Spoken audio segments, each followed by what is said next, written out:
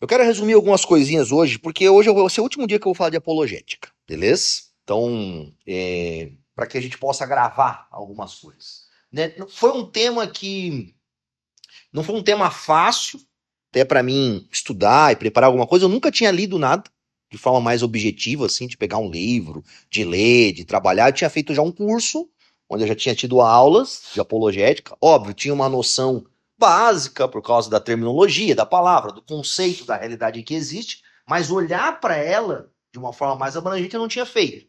Então foi meio que um próprio desafio, né? Não sei se vocês sabem, mas eu fui convidado a dar aula lá em Varginha, e aí o pastor lá me perguntou se eu dava essa matéria, eu falei que não, né? No primeiro momento. Aí eu tinha algumas noções e eu falei para ele, olha, eu posso tratar disso, disso, disso e disso, defendendo a fé cristã através disso. Né? É o que você quer? Aí ele falou, cara, pode ser. Né? Lá eu trabalhei, por exemplo, algumas questões que eu não trabalhei aqui. Defendi a fé reformada em parâmetros com a fé pentecostal e neopentecostal. Cara, eu fiz isso aqui numa aula que a gente já fez lá no começo, na escola de membros, então eu falei, não vou repetir isso aqui. Então fiz parâmetros. Ele queria que eu defendesse também a fé batista, a confessionalidade batista, a eclesiologia batista em relação a outras eclesiologias. Já fiz isso aqui na nossa igreja várias vezes, então, poxa, não repetir essas coisas aqui. Né? E trabalhei lá muito do que a gente trabalhou aqui. Conceito, o que não é, conceito de cosmovisão, que está muito interligado com a questão da apologética, né? A gente teve uma aula somente disso. Na semana passada, semana retrasada, né? Lidei um pouco com a questão da antropologia, tentando olhar, né? Não sei se todos estiveram aqui, se não tiveram, eu não vou lembrar mais do que eu falei também, né? Mas a ideia era o quê? Era ter um olhar panorâmico dentro da filosofia de como se trouxe uma construção hoje onde as pessoas estão com a identidade tão perdida em algum momento. Que a gente tem um conceito filosófico que vai prepassando isso. Mas eu quero olhar a apologética rapidinho nesse começo, com algumas questões. O que é apologética? A apologética é uma defesa da fé. Simples. Ou seja, é de alguma forma nós argumentarmos com as pessoas de maneira que as pessoas cheguem a uma conclusão ou elas tenham uma compreensão de que aquilo que nós cremos como o evangelho, como criação de Deus, como o que o Senhor fez, faz sentido. Tá? A apologética ela vai trabalhar a racionalidade das coisas. Ela vai lidar não apenas só com coisas subjetivas da fé, mas ela vai tentar trabalhar coisas objetivas, trazendo conceitos.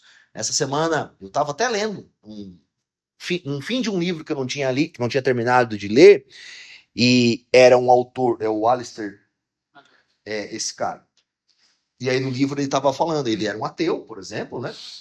E ele está discutindo em que quando ele estava comparando o modo de pensar acerca das visões de criação, de juízo, de outros elementos naturais a todas as pessoas, ele falou, cara, o cristianismo, entre todas elas, tem a melhor explicação.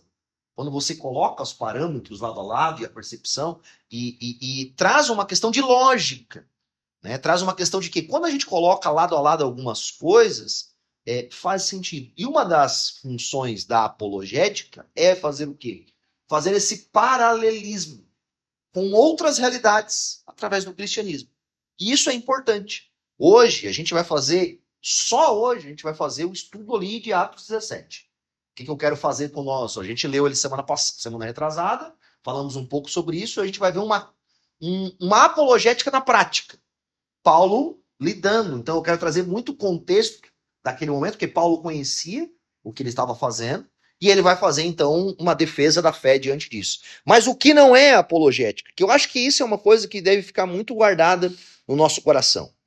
Porque, geralmente, quando a gente pensa na apologética, né, a gente tratou isso na primeira aula, mas eu quero repetir isso, porque eu acho que isso é bem importante, sempre vem parece que esse conceito de briga, de violência, de debate político, né? Parece que o debate político envolve uma certa truculência. Eu preciso vencer a outra pessoa quase num quesito de humilhá-la, né? De rebaixá-la, de mostrar para ela que eu sou maior e eu sei mais. Cara, esse não é o conceito de apologética, né? O desejo da apologética não é simplesmente ganhar da outra pessoa, ou humilhá-la, ou mostrar que eu sei mais. Não, esse não é o desejo da apologética. O desejo por detrás da apologética é o quê? É, de alguma forma, ganhar a pessoa para Deus. É fazer com que os nossos argumentos levem a pessoa a olhar para o Senhor e para a fé cristã de uma maneira que seja, sabe, que ela seja constrangida no bom sentido, não no sentido dela ser humilhada, mas que ela possa refletir e falar, cara, isso é verdade. E a apologética, ela sempre vai trabalhar com esse conceito do diálogo em retórica, em perguntas, né? A gente precisa aprender a fazer boas perguntas. Geralmente as nossas lutas e os nossos debates com as pessoas passam pelo quê? Pelo pressuposto que nós queremos afirmar as coisas. Tipo, a afirmação está na nossa mente. Sabe? Às vezes ela tem umas coisas que estão muito claras na nossa mente. Cara, eu sei, é isso. Esse cara não pode estar pensando diferente disso. Essa pessoa, sabe? Meu pai, minha mãe, cara, como é que ele pensa isso? E a gente faz o quê? A gente quer afirmar. Né? Esses dias eu estava conversando com um irmão, que ele está lidando com umas questões junto à família dele, e ele falou, oh, pastor, como é que eu faço para entrar na cabeça das pessoas? Eu falei, cara, talvez você não vai conseguir. Até porque existe a apologética à luz da reforma, ou seja, o conceito reformado, entende que existem alguns elementos que vão ser uma ação única do Senhor. Não é verdade? Né? A gente brinca que a apologética é o quê? É tirar as pedras do caminho. A gente tira as pedras do caminho para que talvez aquela pessoa chegue mais próximo de Deus ou compreenda coisas que anteriormente ele não conseguia. A apologética sempre precede. A gente muitas vezes confunde a apologética com o evangelismo, mas a apologética é serva do evangelismo. Né? Ela serve o evangelismo. Ela prepara o caminho para o evangelho. Hoje, quando a gente lê o texto de Atos, queria que vocês percebessem isso. Paulo vai lidar de forma apologética com eles, mas Paulo vai também trazer o evangelho. Ele vai tirar as pedras do caminho, vai colocar questões de debate com aqueles irmãos que estão ali, dentro do Areópago, e depois ele vai vir com o evangelho. Né? E é meio que essa trilha. A apologética faz essa trilha. E a trilha passa por essa retórica, por esse diálogo, através de boas perguntas e questionamentos. Porque como que nós convencemos, às vezes, as pessoas? Se a gente só quer ser objetivo e enfiar a goela abaixo, nem sempre vai convencer as pessoas. Né? Na maioria das vezes, nesse embate entre duas percepções, ambos os lados não querem ceder. Não é verdade? É natural que ambos os lados querem defender a sua fé, o seu conceito, a sua razão. O que o apologeta faz? Ele tenta criar um diálogo dentro de uma retórica através de perguntas que o seu próprio, vou usar o oponente, que não da forma negativa, beleza? Da forma, porque a gente está num debate. Mas que o seu oponente, ele possa buscar as respostas e não ter outra saída. Sabe, é o fato de que, às vezes, nessa questão de nós... E isso a gente tem que aprender. Isso é muito difícil. Porque, às vezes, a gente quer discutir com a pessoa só dando respostas objetivas.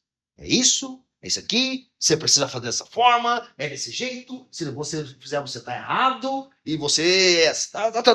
Cara, geralmente a pessoa sai dali, assim, ela não vai ser levada àquele caminho. Então, as perguntas que por vezes não tem outra resposta lógica a não ser aquela que a gente quer e que a gente sabe que é verdade, é o que vai conduzir a pessoa. Presta atenção no próprio ministério de Jesus. Cara, quantas vezes ele faz perguntas ao povo ou às pessoas que estão lidando com ele de formas muito básicas. né, cara? Ele pergunta ao cego, o que é que eu te faça? Né? Assim, a resposta, obviamente, que é uma. Ele quer ser curado. Mas, em certa medida, Jesus, ele cria. Ele é a verdade. Ele não precisa esperar que as pessoas criem verdade. Ou que as pessoas. Ele é a verdade, ele é a própria verdade. Ele sabia do que as pessoas sabiam. Né? Ele sabia, mas o que ele criava? Cara, elementos de contato através de perguntas para que as pessoas pudessem olhar. Falar, cara, é isso.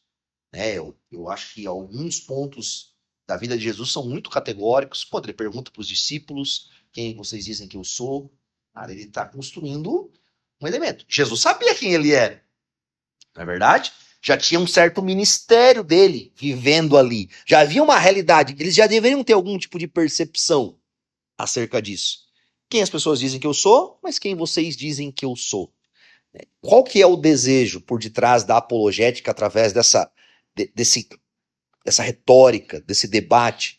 É que a pessoa por si só chegue a uma conclusão e ela perceba, cara, aquilo ali é verdade. Não tem outra realidade acerca disso. Então, quando a gente percebe os grandes apologistas ou apologetas que debatem ou que entram num debate público diante disso, eles vão construir algum tipo de realidade para que as pessoas possam encontrar a verdade através disso. Por exemplo, a gente já estava conversando agora há pouco aqui, né, sobre C.S. Lewis, sobre Tolkien, esses caras. O que C.S. Lewis muitas vezes faz? Ele cria essa realidade que aparentemente é fictícia, né? Mas que gere nas pessoas um paralelismo com uma verdade. Então as pessoas elas vão olhar para aquela realidade imaginativa que ele cria diante disso e vai ter um paralelo com a verdade real do evangelho. Então cria-se elementos de conexões para que as pessoas possam olhar e falar, cara, isso é verdade. Então esse é um cuidado, né? Um apologeta, ele sabe que no fim das contas, eu já estou quase emendando aqui no, não vou deixar isso aqui para depois. Deixa eu ler o texto primeiro, senão eu pulo. Mas aqui eu quero falar de pontos de conexões. Existem, vou falar só aqui agora para vocês gravarem e depois no meio vocês entenderem. Existem pontos de conexões comuns, mesmo com o ímpio. Existem pontos de conexões muito claros para todos nós.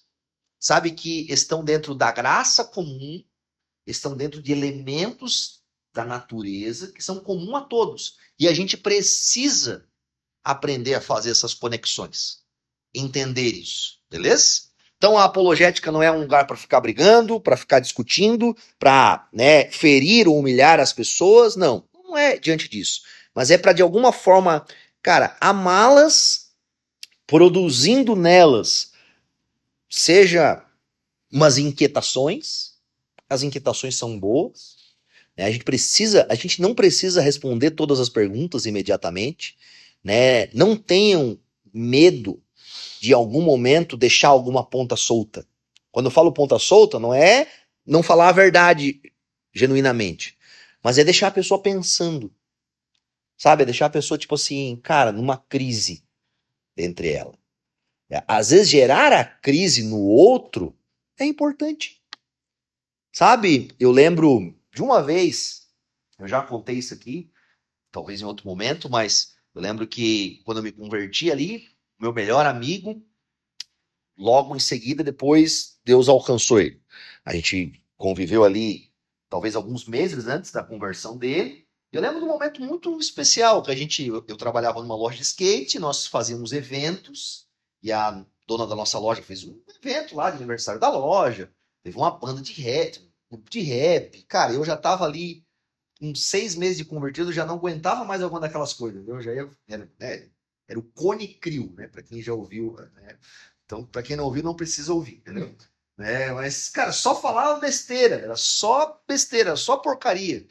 E eu era o gerente da loja, então eu tinha que estar, às vezes, nos eventos, fazendo aquilo já, não aguentava mais. Daí meu amigo lá, bebaço. Fabrício, a gente tem que fazer uma banda igual essa aqui. Eu falei, cara, Deus do céu. Eu fiz perguntas para eles, falei, mano, esses caras aqui, a maioria deles não vai estar vivendo isso daqui a 2, 3, 4. O que eles estão fazendo hoje é irreal para a vida das pessoas. Você se imagina com sua mulher, filho, família, vivendo assim e tendo uma vida é, minimamente tranquila que seja, né? Tipo, segurando. Ou seja, cara, você precisa jogar crise nas pessoas. Você tem que jogar algum tipo de crise, você entende? Não é de forma ruim, pejorativa, mas olhar a realidade de uma forma que ou ela chegue a uma resposta que você quer, ou ela olhe para a circunstância que ela está pensando e fala, cara, isso aqui não é verdadeiro. Isso aqui não tem um caminho íntegro nisso aqui, não tem um caminho correto. Isso não vai dar bom. Em certa medida, é essa a realidade. E nós precisamos pintar esse quadro, sabe, para as pessoas, para que elas possam se deparar com uma realidade que talvez não vai dar bom, né? E uma outra realidade que ela possa chegar por si só a resposta que eu queria ser objetivo para com ela. Mas ela chega naquela resposta e fala, cara, é isso. Beleza? Então, esses são alguns pontos da apologética, não vou me estender muito, que a gente já falou sobre isso, e o nosso desejo é conquistar as pessoas para Deus. Fechou. Vamos para o texto bíblico. Vou até fechar esse aqui hoje. Deixa esse aqui para cá. Vamos lá para Atos. Nós vamos passar versículo a versículo, o capítulo 17, do verso 16 em diante, e a gente vai lidar um pouquinho com esse texto hoje para tentar entendê-lo.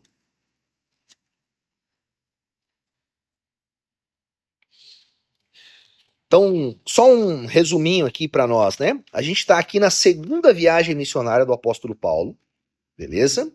Paulo, né, já havia lá passado na prisão em Filipos, Paulo e Silas, o carcereiro lá já havia se convertido, Paulo havia fugido depois da cidade de Filipos, tá lá em Tessalônica também, Paulo vai... É engraçado que hoje eu estava lendo esses textos, todo lugar que Paulo tá indo, ele arruma uma confusão, né? Assim, cara, arruma uma confusão em Filipos, arruma uma confusão em Tessalônica, arruma uma confusão em Bereia, arruma uma confusão em Atenas.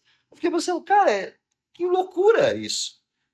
Por quê? Porque, em certa medida, a pregação do evangelho nua e crua, ela vai trazer um certo desconforto em alguns lugares, né? E acho que esse primeiro elemento nós não podemos fugir dele sempre. Hoje até eu estava ouvindo uma própria pregação de Nicodemos sobre isso, e ele estava falando algo que, cara, tem muito a ver. Às vezes a gente não quer ser desconfortável, né? A gente quer ser muito polido. A gente não quer criar nenhum tipo de problema no nosso ambiente de trabalho, junto com nossos familiares, em alguns momentos. E esse certo sentimento de, eu não quero ser desconfortável, ou talvez eu vou ser desrespeitoso, ou agora talvez não é o momento de eu falar ou perguntar. Cara, são muitas oportunidades que a gente perde. Óbvio, não estou falando para nós sermos ignorantes, desrespeitosos diante disso, mas esperar que falar do evangelho vai trazer um certo desgaste é natural, sabe? É natural. Imagina o apóstolo Paulo chegando em algumas dessas cidades que ninguém nunca havia ouvido falar de Jesus Cristo, de ressurreição, de o cara que morreu, ressuscitou ao terceiro dia. Cara, seria loucura para todo mundo, sabe? Né? Você chegar numa cidade, hoje, em certa medida, pouquíssimas pessoas na nossa realidade belo-horizontina não conhecem o mínimo de falar, não, eu sei que Jesus morreu, eu sei que... Mas naquele tempo era totalmente distinto isso. E isso trouxe problemas em todo lugar que ele veio. Então, o primeiro ponto, para nós entrarmos no texto, é saber que, em certa medida, lidar com o evangelho ou com as coisas que permeiam o evangelho podem gerar algum tipo de confusão. Sabe? Podem gerar, né? E faz parte, porque para aquelas pessoas que não creem, é uma loucura. O evangelho é loucura. Para os que estão pensando, não faz sentido, né? Elas vão ficar um pouco incomodadas com algum tipo desta realidade. E aí a gente volta, por exemplo, lá na nossa aula de cosmovisão. Cara, em certa medida, esse debate tem a ver com essa cosmovisão. Né? Tem a ver com um desejo, ou seja, uma forma interna das pessoas pensarem ou como elas foram criadas a sua vida toda, que quando você apresenta uma visão de vida diferente da delas, que elas têm 30, 40, 50, 60 anos que ela carregaram aquela realidade, cara, não espere que ela vai aceitar aquilo da melhor forma possível. Aquilo vai gerar o que na pessoa? Cara, vai gerar uma crise, um embate. Vai mexer com uma forma ou uma cultura ou um pensamento que ele tinha a sua vida inteira. E a gente precisa estar preparado para isso. Quando eu digo preparado, é tipo o que, assim, quando você tocar em um assunto ou em uma circunstância que aquela pessoa reagir, eu não posso ficar pensando, poxa, é comigo. Ela não gosta de mim. Não, pera lá. É que talvez este elemento da fé tocou em alguma coisa efetiva nela que é natural que ela reaja nesse momento. Então, o apologeta, ele precisa ter essa perspectiva de uma cosmovisão, de que as pessoas não vão enxergar talvez bem no primeiro momento. Lembra o mito da caverna de Platão? Né? Naquele primeiro momento que as pessoas são colocadas sobre a luz, aquilo causa um incômodo nela. Vai doer. Né? Ela sair das correntes, cara, ela tá atrofiada ali. Né? Não sei quem já quebrou alguma coisa e usou gesso. Eu, enfim, já usei bastante tempo gesso. Né? Quando você tira o gesso, cara, parece que enfim, parece que você nunca andou na vida, né? Mexer aquele músculo. Então, as pessoas que estão cegas em uma realidade, no primeiro momento, a luz em um movimento diferente vai causar nelas o quê? Vai causar um incômodo, vai causar um problema. E Paulo vai passar por isso em vários lugares. Né? E aí ele está em Bereia, e aí lá os bereanos aceitam muito bem a palavra de Deus, muito bacana, eles estão lendo as escrituras, falando, nossa, aqui tá certo. Aí vem os tessalonicenses lá, arrumar confusão, e Paulo foge para Atenas, e lá ele foge sozinho. E aí eu vou começar a ler o texto, e a gente vai conversando um pouquinho sobre isso. Atos 17 e 16. Enquanto esperava por eles em Atenas, Paulo ficou profundamente indignado ao ver que a cidade estava cheia de ídolos. Por isso discutia na sinagoga, com judeus e com gregos, tementes a Deus, bem como na praça principal, todos os dias com aqueles que por ali se encontravam. Alguns filósofos e epicureus e estoicos começaram a discutir com ele. Alguns perguntavam: o que está tentando dizer esse tagarela? Outros diziam: parece que ele está anunciando deuses estrangeiros, pois Paulo estava pregando as boas novas a respeito de Jesus e da ressurreição. Vamos primeiro pegar esse ponto aqui, depois a gente vai adiante. Paulo estava esperando seus compatriotas, né? E nesse momento de espera, eu acho que Paulo era um cara um pouco ansioso, assim, um pouco proativo, assim, talvez como alguns de nós, né? Não ficou lá parado, ele foi andar pela cidade. Mas o que é interessante, cara, Atenas era um centro cultural no primeiro século. Era um ambiente onde que você tinha muita cultura, muita arte, muitos templos, muitas coisas. Naturalmente, qualquer um de nós, né, e agora vou fazer esse paralelo, que tivéssemos talvez a oportunidade, naquele primeiro momento, de visitar esse lugar, cara, a gente ia querer ver as coisas, né? Esses tempos eu fui lá pra Varginha, né? Eu queria ver o ET, eu queria ver o zoológico, eu queria ver aquilo que tinha que a cultura local me proporcionava. Mas Paulo estava tão enraizado e direcionado para a pregação do evangelho, para a vida cristã, que ele não está emocionado diante daquela realidade, talvez muito bonita. Né? A gente deve lembrar que Paulo era da onde? Paulo era de Tarso. Tarso também era uma cidade que havia por detrás todo um conceito grego. Tarso era uma cidade muito parecida com Atenas. Por exemplo, você tinha uma das escolas dos estoicos que ficava em Tarso. Muito provavelmente, Paulo conhecia essa realidade de múltiplos deuses, de uma filosofia, de conceitos disso. A gente vai lidar um pouquinho com isso na frente. Paulo não era uma pessoa ignorante acerca dessa realidade. Mas ele chega lá e quando então ele começa a andar, Paulo é tomado de uma indignação. E essa indignação, ela é boa. Ter a indignação, ter um senso de uma própria ira justa, vou colocar aqui que é proveniente disso, é natural ao você se deparar com circunstâncias totalmente equivocadas. Né? Quando a gente estuda um pouquinho sobre a cidade de Atenas, e você vai ver citações de algumas pessoas sobre Atenas, diz que era mais fácil você encontrar um deus em Atenas do que um homem. Né? Eram tantas estátuas em Atenas que era, por exemplo, assustador. Era como se nós andássemos, sei lá, aqui pela nossa região e tivessem várias estátuas, vários deuses ao redor da orla e existiam vários tipos de sacrifícios, de oferendas, de ofertas para isso. Eu não sei se, né, se você já se deparou com isso, mas Paulo está dentro daquela realidade. E aí ele é tomado por um quê? Cara, ele é tomado por um senso de indignação, compaixão, ao ver na cidade, essa cidade cheia de ídolos. Qual que é a percepção dele diante disso? Cara, essa cidade precisa do evangelho. Essa cidade precisa conhecer a verdade. Porque eles estão tão imersos em uma realidade abstrata que essa idolatria se tornou parte comum da vivência das pessoas. E vamos olhar aqui esse conceito do apologeta, né? Pegando aula de apologética.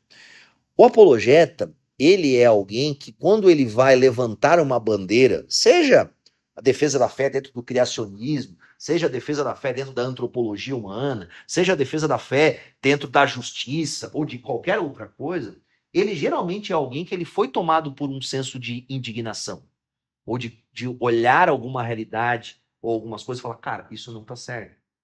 Por exemplo, você tem o que a gente chama de neo-ateísmo, que vai começar, especialmente muito nos anos 2000 em diante, e muitos ateus vão escrever livros, né?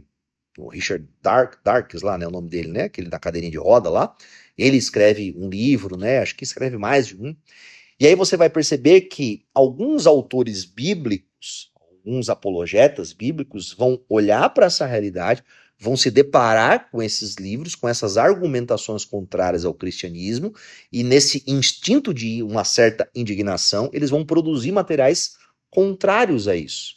E isso é uma parte. Né? Nós precisamos, por exemplo, dentro da nossa sociedade, de pessoas que se levantem diante de realidades tão visíveis, sejam elas culturais, sejam elas artísticas, sejam elas, por exemplo, do cunho, como essa questão aqui do cunho literário, e de produzir isso. Qual que é o nosso grande dilema? Na maioria das vezes, nós nos deparamos com essas realidades, com essas crises sociais, literárias, educacionais, artísticas, e nós não produzimos contrapontos que vão falar e vão argumentar com essa realidade. Então, o apologeta, ele vai de alguma forma trabalhar isso. Seja ele de forma pública, seja ele de forma privada, né? Qual que é a diferença desses dois ambientes? A gente já falou na primeira aula, mas vale repetir. Por exemplo, pastor. Pastor, ele trabalha essa apologética privada. Como que ele trabalha essa apologética privada?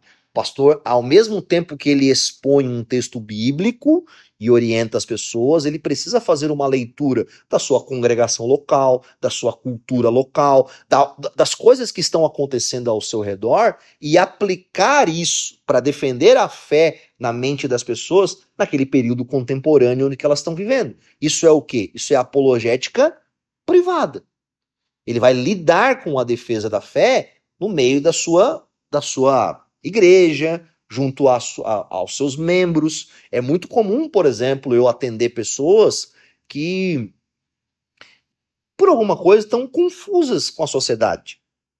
Seja com a política, seja com a sexualidade, seja com a educação, seja com algumas coisas, onde o quê? Onde elas recebem uma influência, né, negativa, em algum elemento, e eu preciso defender a fé cristã com alguns outros elementos, mostrando para ela que isso não está certo, né? Enfim, faz pouco tempo atendi uma pessoa com lutas na área da sexualidade e como é que eu vou defender a fé cristã em uma perspectiva onde ela está sendo influenciada por uma característica temporal e contemporânea em que vai trazer a ela uma realidade de que a identidade dela pode ser formada a partir dos seus próprios desejos, da sua própria vontade. Eu vou defender a fé a partir das escrituras, mostrando como nós somos criados por Deus, nós somos dele, por ele, para ele, né? Nós existimos diante disso, não tem como formar a nossa identidade a partir dos nossos próprios desejos.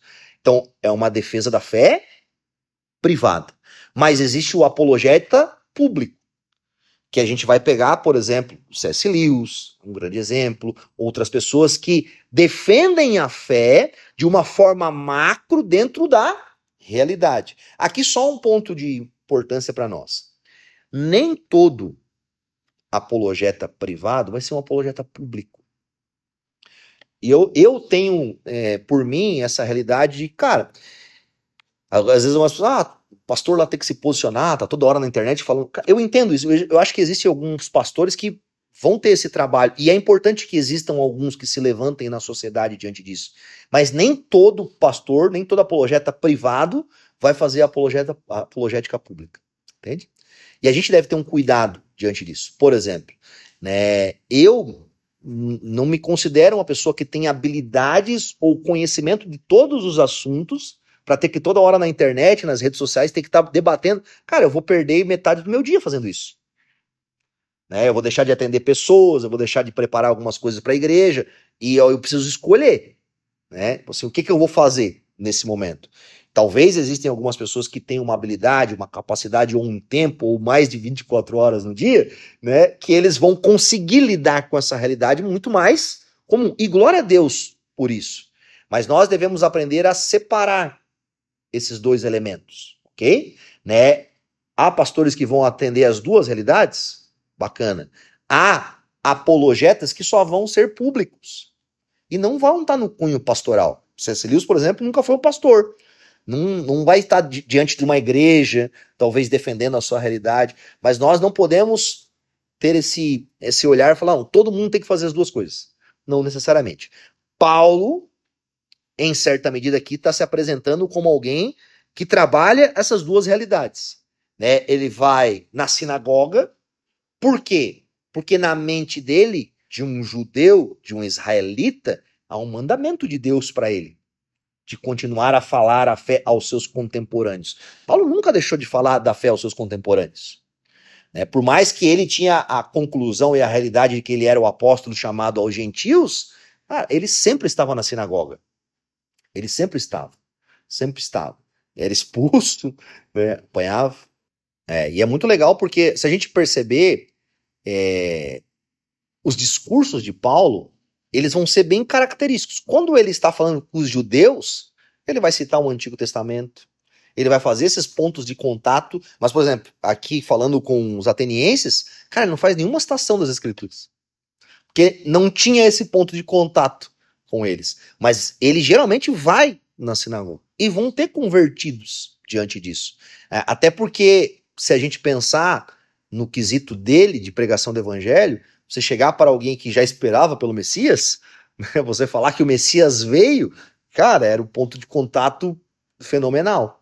Né? E ele tem esses dois elementos. Esse elemento que ele está ali, privado, mas ele está pensando também nesse elemento macro. Cara, ele vai para a praça da cidade. Né? Imagina, a gente hoje encontra um pregador numa praça, geralmente a gente fica até meio envergonhado. Tipo, o cara, o pregador no ponto de ônibus, não é verdade? Né? Você entra no ônibus lá, ó, dentro do ônibus tá o cara falando, tal, cara. Qual que é o nosso primeiro pensamento? Cara, esse cara é muito doido, né? Muito corajoso, muito disso. Mas em certa realidade era isso que ele estava fazendo. Só que aqui existe um ponto de contato. Dentro desse período, em especial em Atenas, né, esses lugares públicos, aqui fala que Paulo ia para a praça todos os dias, eram ambientes comuns de exposição de ideias. né? Os atenienses, eles tinham essa propriedade de estarem ali a todo tempo expondo as suas ideias. Então também é um ponto de contato. Vamos lá, pô, imagina que tivesse um coreto aqui e todo dia subia alguma pessoa para falar alguma coisa. Existiam filósofos, existiam pessoas que faziam, por exemplo, teatros diante disso, existiam pessoas que traziam uma série de realidades. Paulo aproveitava esse momento também. Falou, ó, posso subir agora um pouco nesse coreto, fazer isso? E Paulo então falava, discutia com eles. Depois a gente vai ver um pouquinho quem eram os epicureus e os estoicos, mas eu quero olhar primeiro para esse panorama. É engraçado que eles estão ouvindo Paulo. E vão chamar ele, né, aqui na nossa versão, chamam ele de tagarela. A palavra tagarela, ela é uma palavra que no grego é até difícil de nós traduzirmos ela para o português. A ideia era do quê? A ideia era de um pássaro que sai picando sementes e sai cuspindo semente para todos os lados. A ideia do tagarela, para o grego, era alguém que queria argumentar sobre um monte de coisa, mas parecia que não fazia sentido. Uma pessoa pegava uma ideia de um aqui, de uma ideia de um lá, de outro aqui, de outro aqui. Esse era o tagarela. Era aquele pássaro que, tipo, vamos pegar o exemplo de uma galinha que tá ali, que ela bica de tudo, come de tudo, joga pra cá, joga pra lá, joga pra isso. Então eles estão olhando pra Paulo, eles estão olhando assim, parece que eles não estavam entendendo o que ele estava falando. Porque ele estava falando da criação do mundo, estava falando disso, eles estão olhando e falam, cara, parece que ele está anunciando deuses estrangeiros. Por que deuses? Porque Paulo está falando de Jesus como Senhor, como Kyrios. Então, quando utiliza-se, por exemplo, esse prefixo, né, antes de Jesus ali, Senhor Jesus, era uma denominação de uma certa divindade, de uma característica específica. E Paulo estava falando da ressurreição, que a palavra grega feminina da ressurreição é anastasia. Então, parecia dois deuses. Ele está falando de Jesus, ele está falando de uma tal de anastasia diante disso. Então, eles estão olhando para aquela realidade de Paulo, tentando o quê? Tentando entender. E eles se perguntam, cara, parece que ele está anunciando isso, mas aí Lucas, que é o editor, né, está narrando para nós o texto bíblico, Lucas fala que Paulo estava pregando as boas novas. Paulo estava pregando as boas novas. Talvez naquele primeiro momento, aquelas pessoas, né, esses filósofos que estavam ali, não conseguiam ao todo compreender essa realidade. E aí, então, eles vão levar, a partir do verso 19, né, eu vou ler aqui o verso 19 para nós. Então, levaram a uma reunião do Areópago, onde lhe perguntaram, podemos saber que novo ensino é esse que você está anunciando? Você está nos apresentando algumas ideias estranhas e queremos saber o que elas significam. Todos os atenienses e estrangeiros que ali viviam não se preocupavam com outras coisas senão falar ou ouvir as últimas novidades. Cara, aqui é interessante a gente pensar numa coisa. Às vezes a gente tem uma percepção que o fato de levarem Paulo ali pode parecer uma coisa simplesmente boa. E não que não seja, porque ele foi lá. Mas em Atenas já havia sido morto algumas pessoas por pregarem algumas coisas a favor dos deuses e contra os deuses. Por exemplo, Aristóteles morreu em Atenas.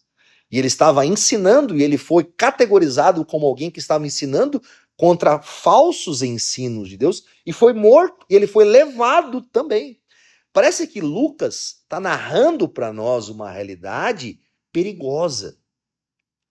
Tipo assim, Paulo estava lá no meio da praça falando, então chegam autoridades locais, né? Porque esse próprio cara que vai se converter no final, né? Aqui que a gente tem o nome, né? Dionísio, né? Que ele fazia parte do Areópago, era um areopagita que eles falavam. Eles eram como se fossem, vamos pegar um exemplo nosso aqui, vereadores.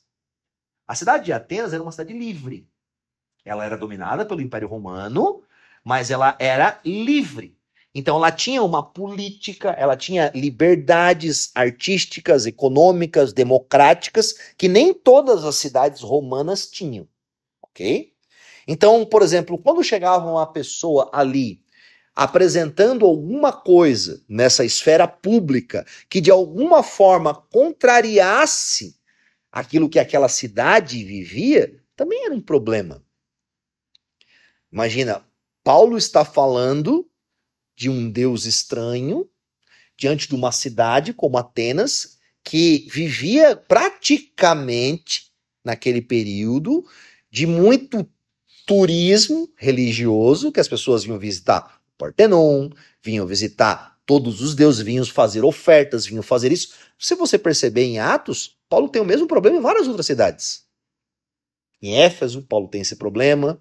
Em Tessalônica, Paulo tem esse problema. Por quê? Porque havia uma cultura idólatra no primeiro século, onde que muito da economia daquelas cidades era gerida por isso. Então, lidar de forma pública com um conceito de aparentemente um outro Deus e uma outra realidade era um problema. Né? Era uma circunstância que poderia colocar ele, como eu já havia colocado anteriormente, em perigo de vida, de morte, de algo disso. E Paulo está ali fazendo isso. Então o que Lucas está narrando, quando esses caras vão levar ele para o Areópago, nós temos que talvez tirar essa perspectiva um pouco bonitinha de que foi um momento de falar, cara, ó que legal, Paulo foi lá, agora a gente vai bater um papo nós com os filósofos, que vamos tomar um vinho junto, vamos pensar na vida, vamos filosofar junto. Não, não. Ali traz uma ideia até mesmo de quase que um julgamento pelo ensino dele.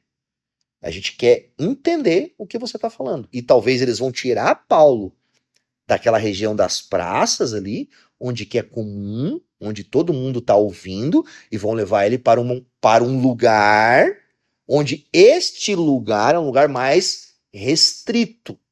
Né? No Areópago, possivelmente nesse período do apóstolo Paulo, deveria ser visitado somente por homens, porque como se fossem essas autoridades locais que votavam e participavam naquele período eram somente homens, talvez algumas mulheres da alta sociedade, como a gente vai ver aqui Damares, que vai se converter, talvez algumas delas participavam não como votantes, mas como mulher de alguém que estava ali, como alguém que tinha um comércio que estava lá. Então já essa esfera comum a todos os cidadãos não estava mais.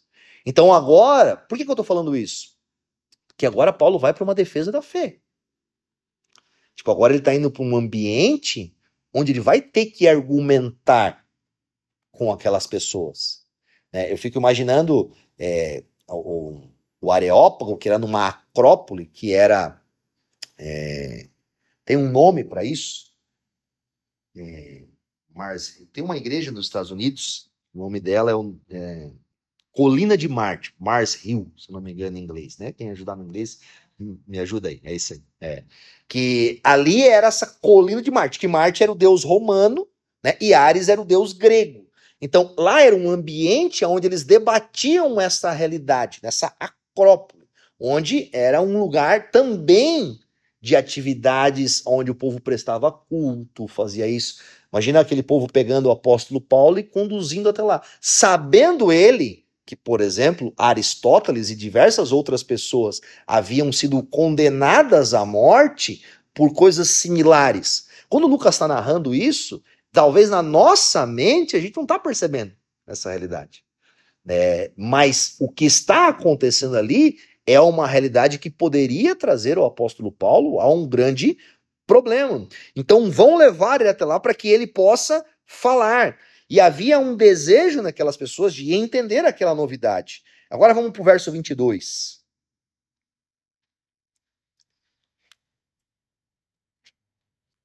Possivelmente Paulo participou da reunião por um tempo, e aí foi dado a ele a oportunidade de falar. Né? Então no verso 22 vai dizer ali: Então Paulo levantou-se na reunião do Areópago e disse: Atenienses, vejo que em todos os aspectos vocês são muito religiosos, pois andando pela cidade, observei cuidadosamente seus objetos de culto, e encontrei até um altar com esta inscrição: ao Deus desconhecido. Ora, o que vocês adoram, apesar de não conhecerem, eu lhes anuncio. Olha que legal, vamos por parte aqui. Olha o apologeta em ação. Existia uma forma de retórica na comunicação desses filósofos e dessas pessoas. Geralmente, a forma que usava-se iniciava-se com um elogio às pessoas, com saudação, com uma percepção de quem estava ouvindo e de qual era a realidade por detrás deles. E Paulo utiliza dessa mesma circunstância. Fala, olha, eu vejo que vocês são muito religiosos. Mas preste atenção em um ponto de contato aqui para nós. A religião não é uma coisa só do cristão. A religião, em certa medida, ela é o quê? Todos nós, seres humanos, somos religiosos. Nós somos religiosos. Nós adoramos as coisas.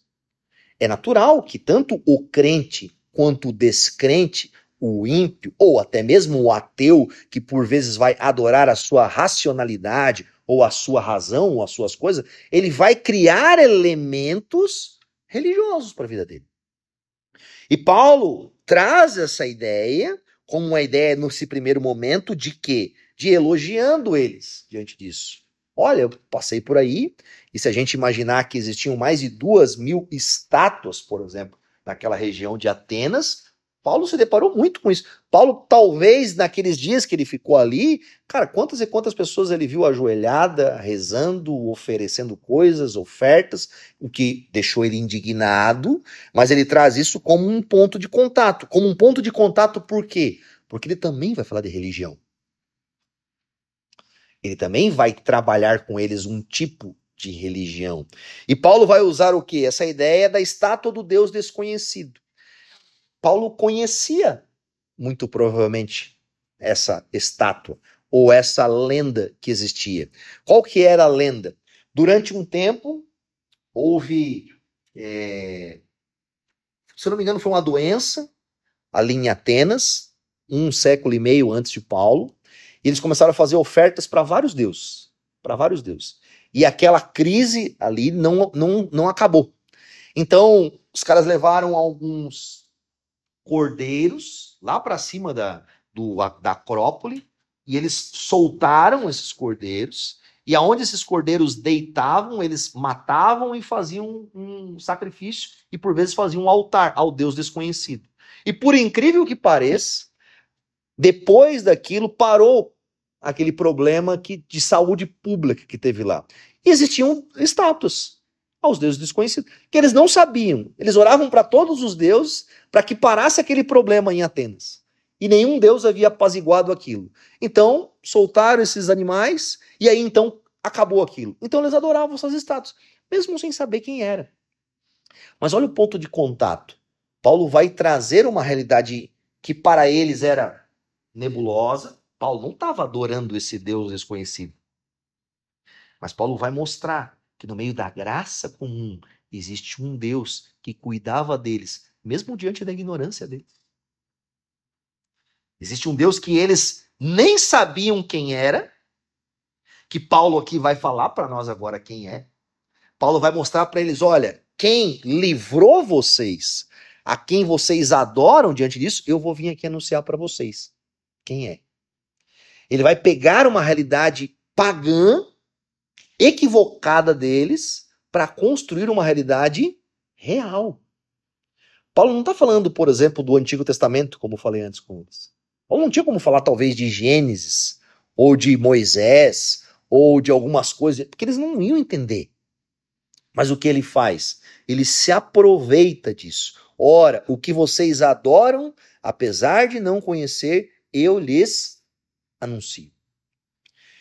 E a apologética, ela sempre trabalha esses pontos de contato. E um dos pontos de contato que quero falar nesse primeiro momento aqui é esse ponto de contato em que todo o ser humano traz em si um desejo pelo divino. E ele vai centralizar, ou ele vai, como numa bússola equivocada, o coração dele vai apontar para esse senso do divino em algum lugar, em alguma forma. Às vezes para o trabalho dele, às vezes para a família dele, às vezes para um ídolo. pagão. Às vezes, para alguma realidade, o coração humano vai se agarrar em alguma realidade que lhe dê a ele um senso de satisfação, segurança, justiça, amor, alegria, prazer. Cara, o coração do homem vai fazer isso. Se nós pensar antes, né, da nossa conversão, ou às vezes durante até a nossa própria vida cristã, né, nosso coração é uma fábrica de ídolo, ele começa a se apegar a algumas coisas. Então esse é um ponto de contato. E esse é um ponto de contato comum que há entre um bandista, que há entre um ateu, que por vezes vai adorar alguma coisa nesse sentido. Paulo vai usar esse ponto de contato comum. Quais são os pontos de contato comum que nós temos entre as pessoas? Qual é o segundo, por exemplo, que ele vai usar? Aqui no verso 24, a gente vai perceber. O que ele vai fazer agora? Ele vai falar para eles que ele vem anunciar desse Deus. Ele vai se colocar também como um homem religioso, como eles, porque ele exalta eles como um homem religioso. Ele vai usar de certa medida, essa religião para isso.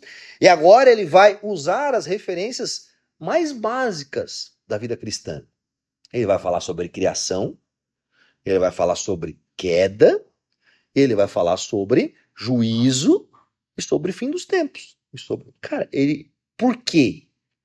Porque, em certa medida, esses conceitos macros também são pontos de ligação entre as pessoas.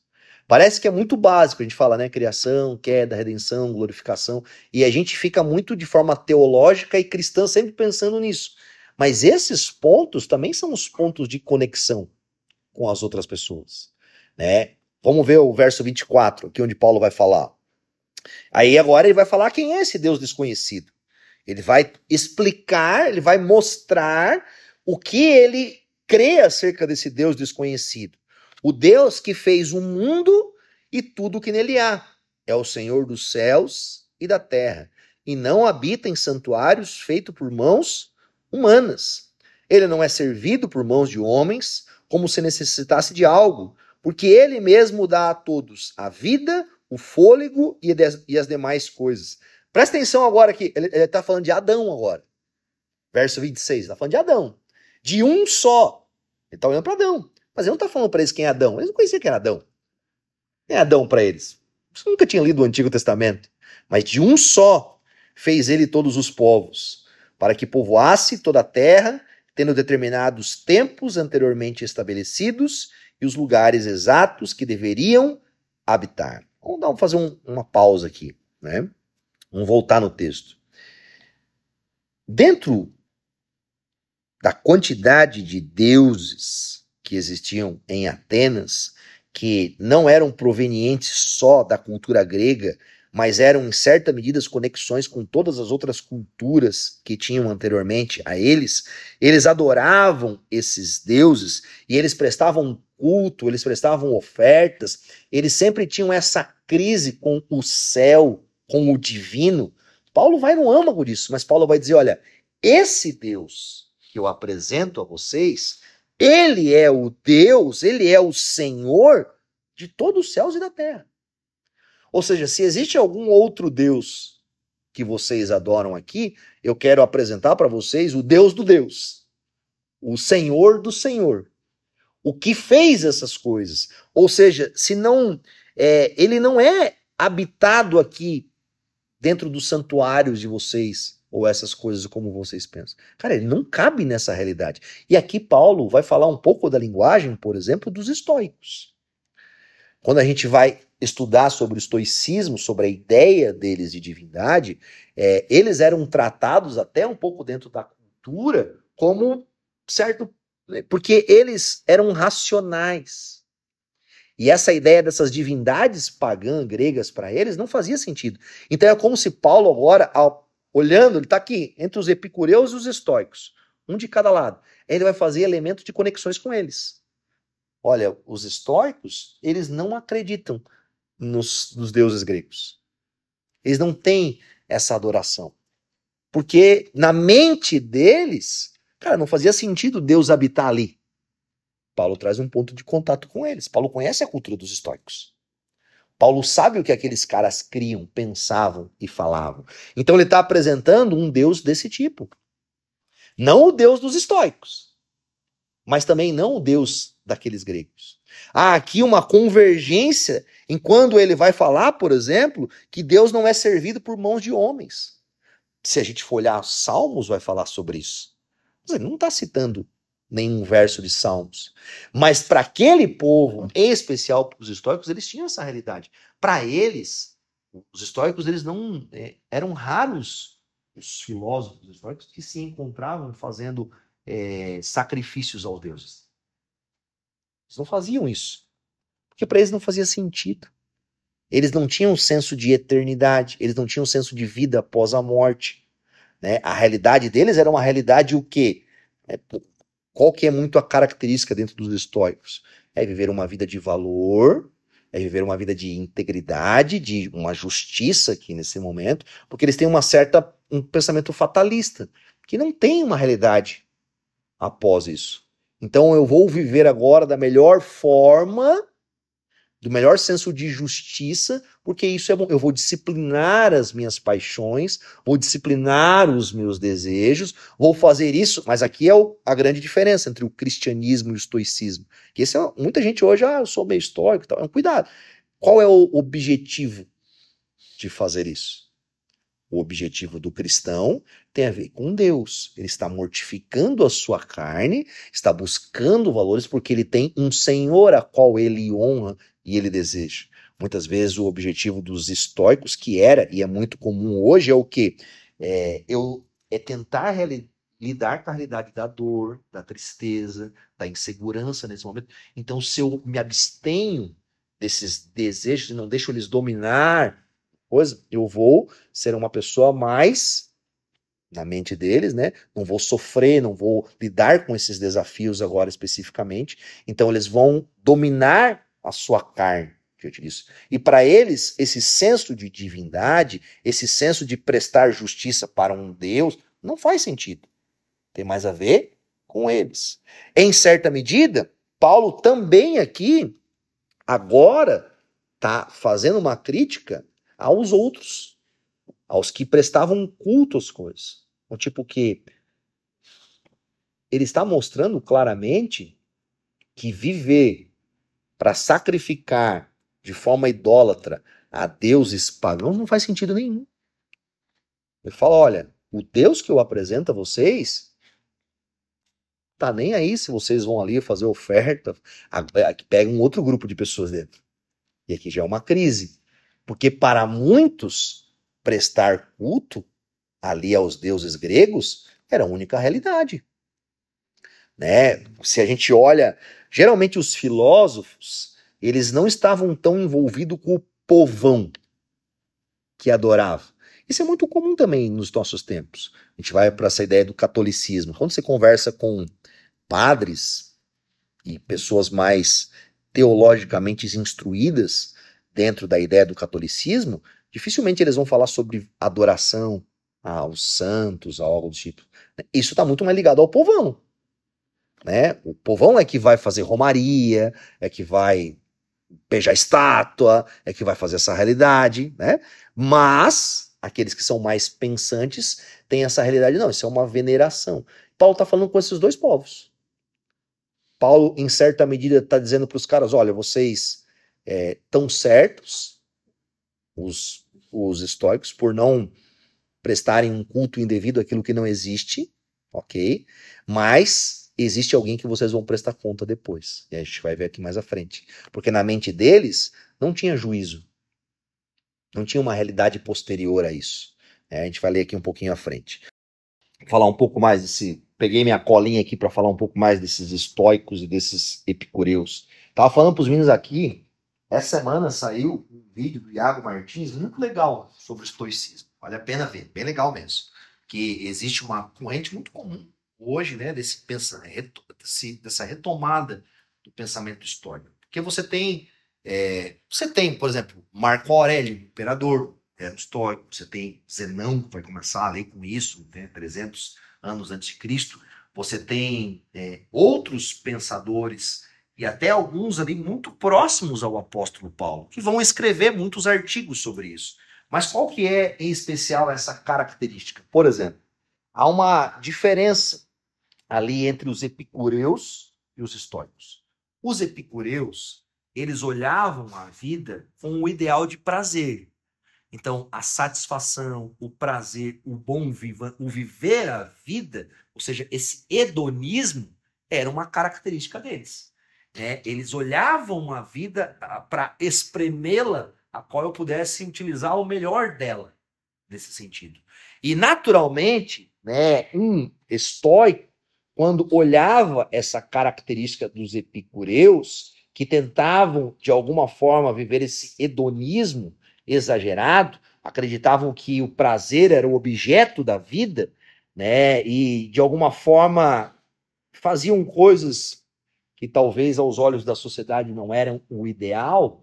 Os estoicos, eles buscavam o quê? Um racionalismo, buscando através das virtudes um objetivo para a vida. Ou seja, o objetivo da vida, ao invés de ser essa satisfação plena diante disso, não, o objetivo da vida tinha a ver com manifestar e viver essas virtudes como um objetivo principal da vida, acreditando que poderiam encontrar, por exemplo, a razão e a através da autodisciplina.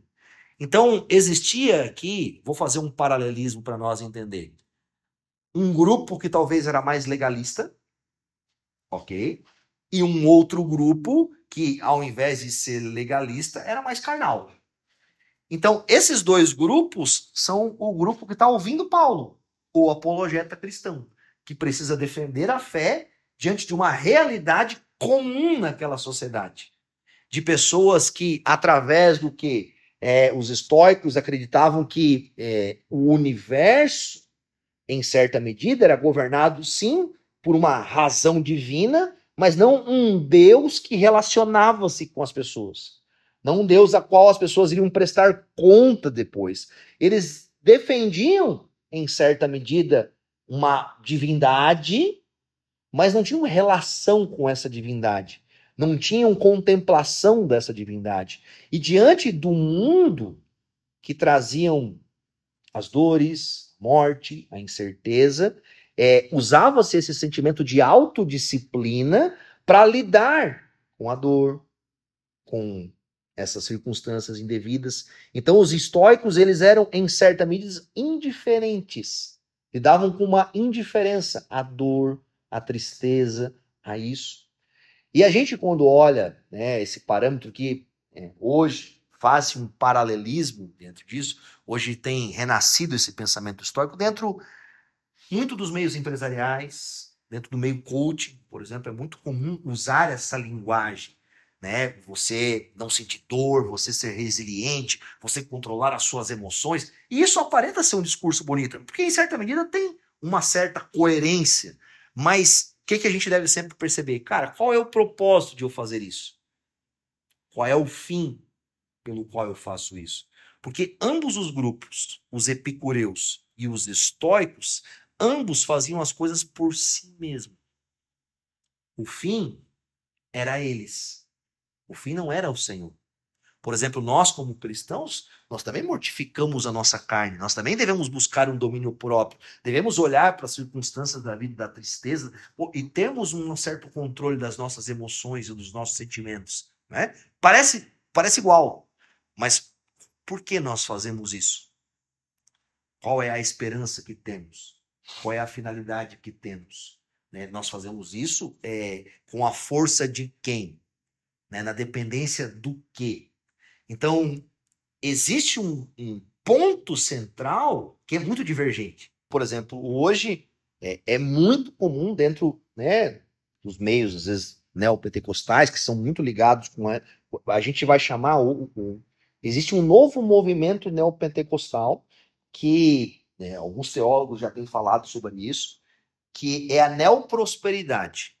Enquanto o movimento da prosperidade nos anos 90, 80, nos anos 2000, tratava-se sempre da prosperidade nas coisas materiais, o movimento da neoprosperidade que vem agora não é só nas coisas materiais, mas é nesse bem-estar de vida. Entende? É nessa ideia da experiência cara, como eu ser bem-sucedido espiritualmente, ou algo disso. Então, ele vai usar, em certa medida, quase a mesma linguagem. Mas ele não é só uma prosperidade material. Ela vai ser um resultado disso. Vai ser como você ser um homem próspero na sua mente. Né? Qual é a gente escuta, qual é o código que vai fazer você passar por esse, sabe? E isso está muito ligado dentro da cultura evangélica. Isso vem, de certa medida, de pensamentos pagãos. E esse é um cuidado. Então, Paulo está tentando desmembrar um pouco isso. É legal isso que eu sou, cara, porque ele está pensando sobre isso. E como ele vai fazer isso? Ele vai olhar primeiro para a criação. Ele vai olhar e falar, poxa, enquanto um pensamento daquelas pessoas através da criação era que, né, você vai pegar alguns deles que pensavam que o mundo sempre existiu, que a matéria sempre existiu. Na mente deles a matéria era infinita. Não tinha, por exemplo, um criador por detrás disso. E sendo a matéria infinita, nós deveríamos buscar através do controle das nossas emoções, das nossas virtudes, do nosso racionalismo,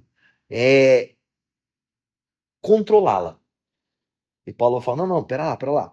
Esse Deus, ele criou. E ele criou a partir de um homem, de Adão. E ele vai olhar para essa criação a partir, por exemplo, de Adão, a qual ele fez de um só, ele vai falar, olha, através dele ele determinou as coisas. Ou seja, precisamos olhar para o Criador, precisamos olhar para a criação e precisamos encontrar os elementos pelo qual o Senhor determinou as coisas. As coisas não são determinadas pelo nosso racionalismo, pelas nossas virtudes, pela aceitação, né? Os estoicos aceitavam o destino acreditando que o universo era governado não por um Deus em movimento contínuo, que tem propósito, que está mudando a história, mas como um Deus que fez as coisas e deixou elas. Né? Deu o start e vida que segue. Esse não era o Deus do apóstolo Paulo. O Deus que eu apresento a vocês, que vocês não conhecem, é diferente. É um Deus que cria, é um Deus que comunicou como a criação deveria vivenciar, e é um Deus que está cuidando e determinou os tempos estabelecidos para as coisas. Ou seja, pera lá, não é um Deus que está perdido ao acaso, que não está preocupado como vocês vivem ou deixam de viver, ou outra realidade disso. E agora vamos pegar aqui a continuidade, o verso 27. Verso 27. Aí Paulo vai dizer sobre isso, esse propósito de Deus. Deus fez isso para que os homens o buscassem e talvez tateando pudessem encontrá-lo, embora não esteja longe de cada um de nós. Pois nele vivemos, nos movemos e existimos. Como disseram alguns dos poetas de vocês, também somos descendência dele. Assim, visto que somos descendência de Deus, não devemos pensar que a divindade é semelhante a uma escultura de ouro, prata ou pedra, feita pela arte e imaginação do homem. No passado, Deus não levou em conta essa ignorância, mas agora ordena que todos, em todo lugar, se arrependam, pois estabeleceu um dia que há de julgar o mundo com justiça por meio do homem que designou, e deu provas disso a todos, ressuscitando-o dentre os mortos. Olha só quanta coisa que o apóstolo Paulo vai fazer aqui. Olha o outro ambiente de conexão. Paulo vai falar depois da criação, ele vai dizer que Deus fez isso para que os homens o buscassem, tateando, pudessem encontrá-lo, embora, tal. Nele vivemos, nos movemos, existimos. Paulo vai olhar para duas coisas. Paulo vai olhar para a história e para a natureza. Lembra, Paulo, quando vai falar em Romanos, que os homens são indesculpáveis diante de Deus, pois tendo conhecido a Deus, não o glorificaram como Deus, e Paulo vai apontar para as coisas criadas, como esta conexão em um entendimento de quem Deus é, e Paulo está olhando para a história. Por quê? Quando nós falamos de uma revelação de Deus, existem duas coisas, a revelação geral e a revelação especial. A revelação especial trata-se do quê? Da palavra de Deus. E Deus falou através da sua palavra. esta revelação especial, ela é encontrada única e exclusivamente a partir do texto sagrado, né? Deus, por muito tempo, vai pegar Hebreus 1 lá, começa. E Deus anteriormente falou por meio dos profetas, tal, mas agora nos nossos tempos falou através do Filho. Ou seja, a revelação especial é como Deus se comunica, sendo através dos profetas, sendo através do seu próprio Filho, sendo através da Escritura. É através da revelação especial que a gente vai encontrar o que é a forma de salvação. A revelação geral é uma revelação para todos os homens, que está na natureza, né? Salmos vai dizer, né? Os céus declaram a glória de Deus. Um dia fala disso, outro dia. A natureza comunica, ok? Paulo vai dizer que os homens são indesculpáveis, pois tendo conhecido a Deus, de qual forma? Cara, através do mundo. Não glorificaram como Deus. Aí Paulo, lá em Romanos, também vai citar, por exemplo, o quê? Olha, os gentios que obedecem à lei, mesmo não tendo a lei, provam que a lei está onde? Gravada no seu coração. Então, existe o quê? A nossa consciência, a natureza e o decorrer da história nos mostram que Deus deixa suas pegadas em todos os lugares. E Paulo vai usar isso com eles. Paulo vai apontar para eles, por exemplo, falando sobre isso. Olha, Deus fez isso para que os homens o buscassem. Paulo está olhando para a realidade da história, da vida, dizendo, olha, existe uma divindade que está por detrás de toda essa realidade, que no passado não levou em conta. Mas agora ele vai marcar um dia específico do juízo. E aqui a gente tem a realidade dos epicureus. Os epicureus, como muitos das pessoas que vivem hoje nos nossos dias, eles, né, 1 Coríntios, Paulo vai citar assim, ele está fazendo uma conversa, ele fala assim, Deus não existe, nós comamos e bebemos e amanhã morreremos. Lembra desse texto lá em Corinto? Isso é uma citação dos epicureus. Porque a ideia deles é o quê? Comemos e bebemos, não existe divindade, não existe juízo. Não existe realidade após a morte. Cara, morreu. Eles tinham um pensamento que não existia. Não existia um juízo final. Não existia alguém que viria depois diante deles. E Paulo vai entrar nessa realidade com eles. Paulo vai mostrar que esse Deus criador dos céus e da terra, que fez essas coisas para que vocês buscassem ele. E talvez tateando o encontrasse. Ou seja, Deus deixou as suas marcas na consciência, na natureza e na história. Deus fez isso para que os homens o buscassem, né? E ele não está longe de nós. Né? Porque, na grande maioria, esses filósofos e esse povo que adorava falsos ídolos, a ideia de Deus para eles não era um Deus que se relacionava com as pessoas. No próprio panteão de deuses dos romanos e dos gregos, a ideia de céu para eles é uma ideia de separação. Né? Ainda no céu, para eles, ou qualquer coisa que eles chamem de céu, meio que os deuses... Assiste os filmes, por exemplo, de Olimpo, os deuses estão numa situação diferente. Né? Ainda está acima. O homem, esta alma do homem, ela é sempre inferior a esta realidade. Né? E Paulo está pintando uma outra realidade para nós. Né? Paulo está pintando uma realidade, e ele vai falar aqui de Jesus Cristo, né? Eu não quero entrar muito nesse ponto agora, mas ele está pintando uma realidade de que esse Deus que ele está apresentando, cara, se tornou homem ali. E isso é uma loucura para eles. Mas segura esse ponto que esse não é para agora. Paulo vai citar, ele cita aqui no verso 28, ele cita duas frases. Pois nele vivemos, nos movemos e existimos. É a frase de Epimênides, é um poeta grego, né, que está falando... Olha só que loucura isso aqui. Cara, isso aqui é muito loucura. Isso aqui era uma frase de Epimênides em relação a Zeus. Sim. Cara, ele é um poeta grego que tem dentro da sua poesia, dentro de uma adoração a Zeus, E Paulo cita isso em relação ao Deus que ele está apresentando. Né? E aí, olha só a conexão. A gente pode, uma pessoa que não é cristã, que não entende o texto inspirado por Deus, ele vai dizer, não, Paulo está quase sendo pagão aqui, diante dessa realidade. Não é verdade? É tipo, sei lá, eu aqui essa semana, citando alguma coisa aqui, e faço lá um pedaço da Ave Maria no meio da pregação. Não, o povo vai ficar, óbvio, eu não posso fazer isso, eu não sou inspirado. Né? Não se torna a palavra de Deus na minha boca, mesmo que seja a coisa mais bonita de um pagão. Mas na pena do apóstolo Paulo, se torna.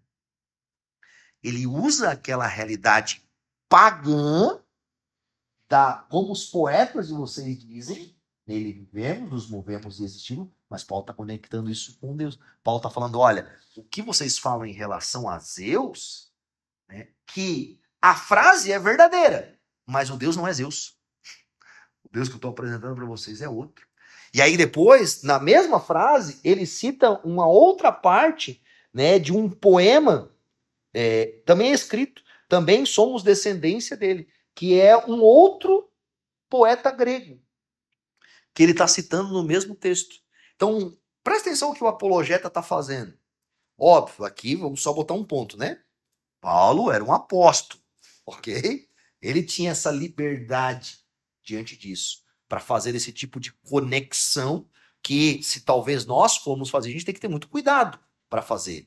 Mas eles usam esses elementos da própria cultura deles, da realidade deles, para mostrar para eles que o Deus que ele estava apresentando, né, era, em certa medida, já conhecido dentro da história, mas a história com que eles buscavam não tinham chegado ao Deus genuíno, e ele queria apresentar quem era. Tipo assim, cara, a vida toda, os poetas de vocês, a história de vocês, está buscando esse Deus. Mas vocês não acertaram o alvo. Mas eu estou apresentando para vocês aqui, esse aqui que é o alvo. Então lembra, ele está trabalhando a religião, ele está trabalhando esse ponto de contato da criação, ele está trabalhando esse ponto de contato da consciência das pessoas, coisas que todo mundo tem em comum. Né? Mas para quê? Para apresentar o Deus único e verdadeiro. Esses epicureus e esses estoicos viviam certas realidades distintas, eles eram oponentes em uma medida, mas ambos estavam separados de Deus. E ambos conheciam da filosofia e desses elementos. E aqui Paulo, por exemplo, quando vai entrar agora no verso 29, aonde ele vai trazer essa realidade de que, cara, a divindade não é feita de ouro, de prata, de pedra, feita pela imaginação dos homens. Ele está olhando, agora ele está entrando numa parte do evangelho, que é a parte da confrontação. Imagina que agora ele está fazendo o quê? Ele está terminando a apologética e indo para o evangelismo. Ele fez os contrapontos, ele fez os paralelos, ele fez isso, ele tirou as pedras do caminho deles, em certa medida, e agora ele vai apresentar para eles a realidade, que é Cristo. E ele vai apresentar a realidade de Cristo, em primeiro momento, como um juiz dos céus e da terra. Que aqui é uma certa medida que é, sabe aquele confronto do evangelho? Diz pro cara assim, fala, cara, aqui você tem uma escolha. Ou você escolhe por isso, não tem muitas coisas, são duas coisas. Olha, há muito tempo Deus deixou isso passar barato. Deus não levou em conta a ignorância de vocês. Cara, isso é pesado o que ele está falando. Né? Tipo assim, Deus não levou em conta a ignorância de vocês, mas haverá um tempo que ele designou uma pessoa específica que ele vai levantar para julgar todo mundo. Poxa, é um confronto.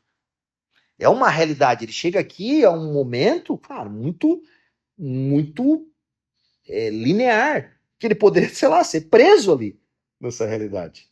Né? Quando você vai conversar com uma pessoa que não crê em Deus e você apresenta a realidade do pecado como uma realidade dura, que haverá um julgamento diante disso, que o Deus Santo, cara, não vai deixar isso passar em conta, que há uma condenação para aqueles que não creem no Senhor, né? Geralmente como a pessoa fica. Não, mas eu não sou essa pessoa tão pecadora. Não, mas eu não. Não, mas tu não conhece minha vida. Tu não sabe como é que eu. que acontece diante desse sentimento de uma acusação? A pessoa fica o quê? Ela fica brava. Mas, em uma medida, a apresentação do evangelho precisa passar por esse ponto difícil. De mostrar à pessoa que, cara, há uma realidade futura que é perigosa para aqueles que não creem em Jesus. A realidade de uma condenação, de que Deus haverá de exercer o juízo diante disso. E esse elemento era um ponto que tocava nos dois, nos epicureus e nos estoicos. Porque ambos não tinham essa realidade dessa condenação futura tão específica como, por exemplo, Paulo está falando. E aqui Paulo fala, olha, agora ele ordena que todos se arrependam. É como se ele chegasse no final da pregação ali, né, dele, falasse, olha, a partir de agora Deus está ordenando que vocês façam alguma coisa. O que vocês vão fazer diante disso? Qual vai ser a resposta de vocês diante dessa realidade? De que esse Deus ordena que todos se arrependam, pois ele estabeleceu um dia. E ele fala desse homem que designou. E é muito interessante a palavra homem. Porque, cara, como assim? Até agora, Paulo estava falando de Deus, de Deus, de Deus, de Deus, e de repente ele está falando que agora que é um homem que designou. Como um homem? Aqui ele está apresentando as duas naturezas de Jesus. Jesus divino e Jesus humano. É necessário que seja um homem, porque o pecado humano exige que a justiça seja exercida entre essas duas naturezas, a natureza divina e a natureza humana. E isso é uma loucura para eles. Como assim nós seremos julgados ou estaremos diante do grande juiz, e esse grande juiz é tanto divino como humano? Na mente deles, o homem, o ser humano, e isso em grande parte do pensamento grego vem desde a ideia do platonismo, de que a matéria é má. De que o homem, a sua natureza e a sua essência, ela é sempre menor do que isso. Olhava-se para a criação com esse aspecto. Mas o Senhor, Cristo Jesus, ele se fez homem. E ele foi designado por Deus para ser o homem divino que há de julgar o mundo com justiça. E Deus deu provas disso. E aqui, obviamente que para nós, parece que o texto acaba assim, muito rápido. Mas o que eu quero lembrar, essa pregação de Paulo aqui no Areópago, diante daquelas pessoas que estão ali, ela é um pedaço, obviamente, que Lucas colocou para nós, para que nós pudéssemos ter ali. Mas lembra que Paulo estava falando sobre Jesus lá fora, o tempo todo. Sobre a ressurreição, sobre Cristo, sobre isso. Ele foi levado para lá por esses caras, para ele dar continuidade a falar sobre isso. Parece na nossa mente que a exposição do evangelho está muito curta aí, né? Porque a gente olha e fala, cara, mas cadê ele falando aqui de Jesus, do seu nascimento, da sua crucificação, de outras coisas? Mas o que a gente precisa entender? Cara, a gente precisa entender que Lucas nos narra, por exemplo, anteriormente, lá no verso 18, que Paulo estava pregando as boas novas a respeito de Jesus e da ressurreição. E quando ele está no Areópago, ele está continuando a fazer isso. Então, nós não podemos dizer aqui que Paulo não pregou o evangelho por completo, ou ele não falou isso. A gente precisa ter um cuidado com isso. Porque o texto bíblico está fazendo o que conosco? Está nos dando um recorte do que está acontecendo ali. E o autor bíblico, obviamente Lucas, pressupõe que o evangelho está incluído ali de forma totalitária. Então, esse é um cuidado para nós. O que apresenta para nós ali? Em específico, o quê? Este homem que Deus o ressuscitou dos mortos. O evangelho consiste em alguém que morreu e ressuscitou por nós, para que perdoe os nossos pecados, mas para que também seja juiz sobre toda a terra em um momento. E aqui, quando Paulo fala da ressurreição, ali eles fogem.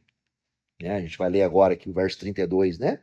Quando ouviram sobre a ressurreição dos mortos, alguns deles zombaram e outros disseram: "A esse respeito nós ouvimos outra vez." Com isso, Paulo retirou-se do meio deles. E aqui é importante para nós, né? Depois ele vai falar aqui que Dionísio, né? Um membro do Areópago e também a mulher chamada Damares, enfim, se converteram. Nós devemos levar em conta que o evangelho, sempre quando anunciado, ele vai trazer essas duas realidades. O evangelho, quando anunciado, por vezes, nem todos vão aceitá-lo. E é comum, infelizmente, que algumas pessoas zombem disso. Né? Cara, Lucas está narrando. O que eles zombaram de Paulo? Cara, provavelmente eles ridicularizaram ele. Né? Nós estamos falando de uma pessoa só, no meio de um grande grupo de filósofos, estudiosos e pessoas muito sábias. E Paulo está ali de forma apologética, defendendo a sua realidade, e muitos não quiseram saber. Né? Muitos zombaram dele. E isso é uma característica que faz parte da nossa vida cristã. Né? Mas geralmente a gente não quer passar por esse tipo de situação, que é um constrangimento, é uma certa vergonha, é uma certa, pô, falei, argumentei, fiz tudo que pude e, cara, as pessoas ainda zombaram disso. Mas, né, o evangelho, ele traz essa dupla característica.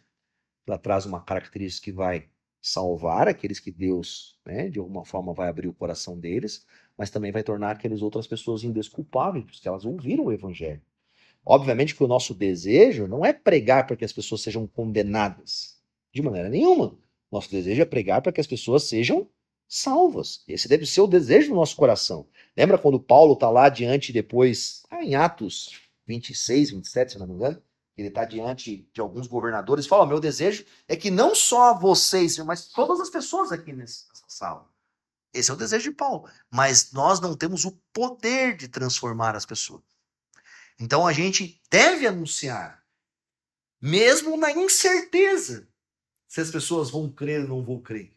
A gente deve anunciar com alegria, com poder, argumentando, falando, anunciando, mostrando, na esperança de que Deus mude o coração de alguém. Mas se Deus não fizer, ou se assim não for, isso não quer dizer que nós fomos ali naquele momento, e eu já passei por isso, né? Isso não quer dizer que nós falhamos, se nós somos fiéis.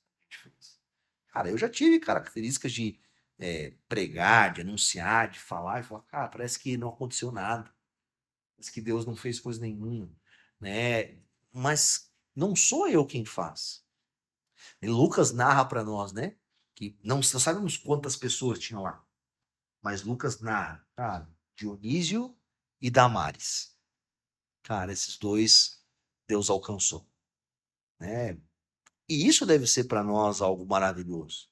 Poxa, se no meio de uma multidão que estava ali, cara, Deus estava começando alcançando um ou dois, e quem sabe através deles vai nascer a igreja em Atenas posterior a isso, e outras pessoas vão chegar ao conhecimento do evangelho, cara, glória a Deus, nós não temos a capacidade, por isso que o apologeta, por exemplo, ele tem em mente a sua realidade de que, cara, não é ele quem converte as pessoas. Não é ele quem produz essa transformação. Ele não pode, ele não tem o controle sobre isso. Nem o apologeta e nem o evangelista. Ambos não têm o controle sobre essa realidade. Mas muitos de nós temos a dificuldade de argumentar, ou de evangelizar, ou de lidar com isso. Por quê? Porque nós queremos controlar os frutos. E aí a gente não vê o fruto acontecendo, a gente se frustra. Né? A gente às vezes tem um parente, tem um filho, uma filha, um amigo de trabalho, um amigo na faculdade, alguma coisa onde a gente fala, cara, não está produzindo frutos, então eu não vou fazer. Mas isso não deveria ser a nossa realidade. Poxa, enquanto nós tivermos aqui Paulo, até o momento que eles deixaram falar, Paulo falou. Né? Cara, ele foi até o fim. Falou tudo o que ele poderia falar diante disso. Quando eles se levantaram, zombaram dele e não quiseram mais ouvir, cara, ali então ele fala, Paulo retirou-se do meio deles. E Lucas deixa isso como uma narrativa. Olha, existem momentos que aí nós não vamos ter mais a oportunidade de falar. Cara, paciência. A gente se retira, né, diante disso. Mas nós não, em nenhum momento fala que Paulo se frustrou ou se entristeceu. O Paulo não, cara, em nenhum momento. Aliás, em Corinto, quando Paulo vai pregar, e aí Paulo tá um pouco, não sei se é Corinto, lembra que Paulo tá um pouco triste, aí Deus aparece em sonho para ele e fala: olha, continue anunciando nessa cidade, que tem muitas pessoas aqui dessa cidade. E aí o texto fala que Paulo é encorajado e no outro dia ele tá lá fazendo isso, porque é uma realidade. Qual é a nossa realidade diante disso? Essa realidade dessa rejeição, dessa frustração, desse sentimento de vergonha que temos, porque a gente atrela sempre isso ao nosso poder. Mas nós não temos esse poder de fazer isso. Mas o Senhor tem. E aqui, para a gente encerrar, né, alguns pontos só. Da apologética. Nós precisamos conhecer, né, essa realidade das pessoas ao nosso redor. Né? Paulo conhecia.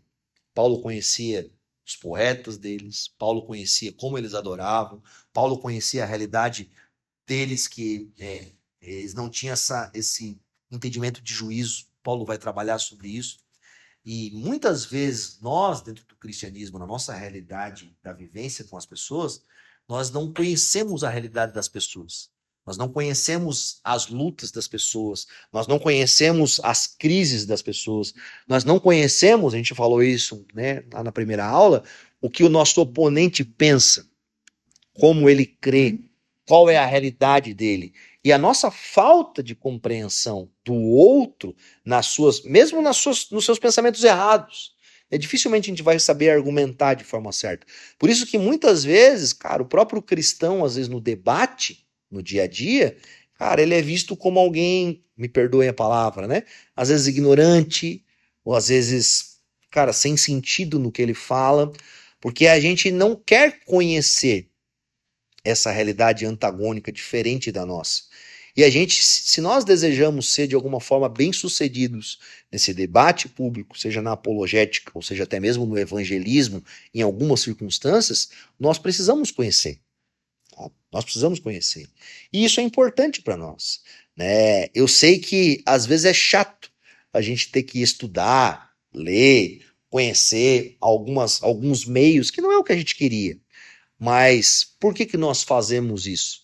Nós fazemos isso para que de alguma forma a gente possa conhecer mais e ser usado pelo Senhor com estratégias de alcançar aqueles.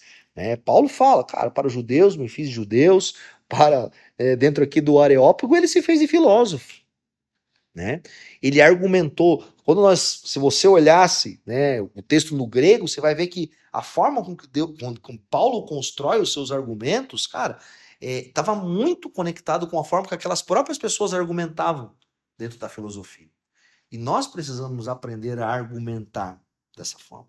Então, a apologética, ela é um bom sistema de argumentação que vai tirar as pedras do caminho e vai criar conexões com as pessoas, defendendo a fé cristã, mostrando que o pensamento contrário ao cristianismo não faz sentido.